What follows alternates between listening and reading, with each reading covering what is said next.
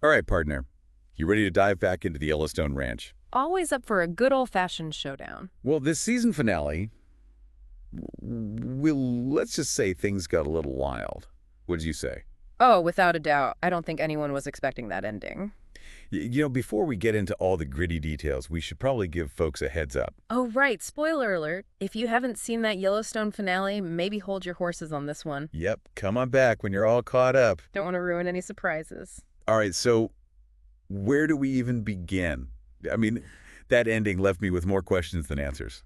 Well, I think the best place to start is the fate of the Yellowstone Ranch itself. I mean, who could have predicted Kayce selling it to the Broken Rock Reservation? Yeah, for practically nothing, $1.25 an acre. What was he thinking?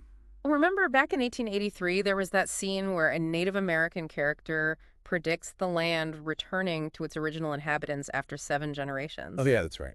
Well, Casey's decision actually fulfills that prophecy. Wow.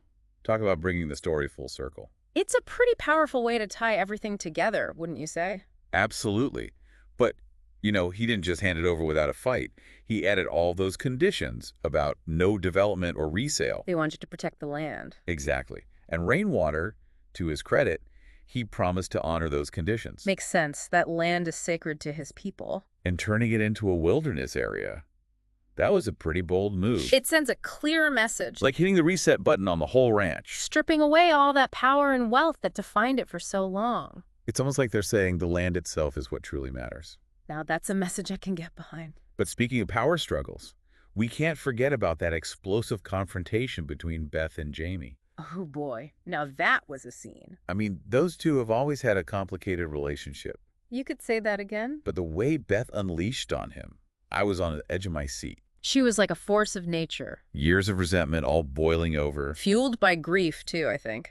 Oh, absolutely. Don't forget John Dutton's death looming over everything. It's like that loss just unleashed something dark in Beth. It's funny, we never actually saw John die. No, they kept that off screen. But that funeral scene, with Beth whispering her vow of revenge over his coffin. That sent chills down my spine. You could just feel the shift in her. It wasn't just sadness anymore. She was out for blood. And Jamie, he became her target. He always wanted control of the ranch. That ambition drove him. And she knew it. Oh yeah, she knew exactly how to hurt him. Revealing that the ranch was sold, that must have been like a punch to the gut for him. All his dreams shattered in an instant. It's like all he had left was rage. And desperation. Yeah, desperation. And that's what ultimately led to his downfall. Beth didn't hold back. She went after him with everything she had. Bear spray, a crowbar, you name it. And when Rip showed up, I thought for sure he'd stop her. I'm not so sure about that. But he didn't. He let her deliver that final blow. You could see the conflict in his eyes, but I think he knew there was no stopping her. He's always been so protective of Beth. But he's also a realist. And staging the scene to make it look like Jamie fled. Cold. They'll calculated. Classic Beth and Rip. They've always been masters of manipulation. This time, though, it felt different. Darker. Like they'd crossed a line they couldn't come back from. Almost like they were becoming the very thing they were fighting against. The cycle of violence repeating itself.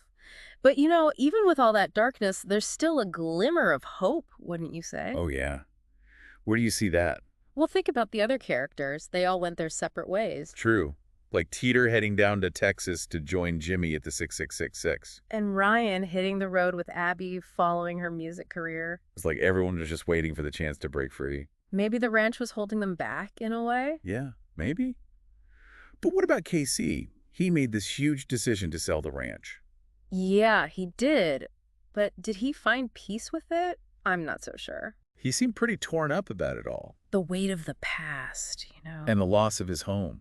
It's a lot to carry. But then he decides to create his own brand on the reservation land. That was a beautiful moment, I thought. Like he finally found a way to honor his heritage. But on his own terms. Exactly.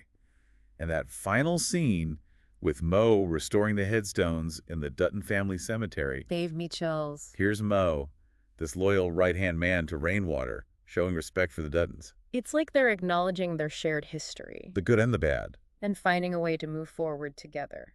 Now, I know not everyone is going to love this ending. Oh, definitely not.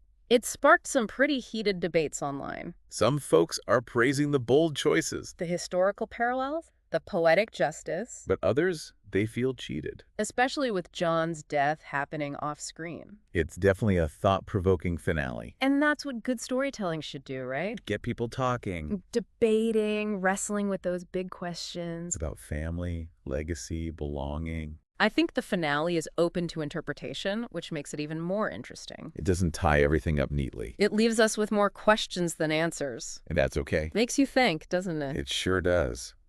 So this chapter of the Dutton saga might be over, but the Yellowstone universe is still expanding.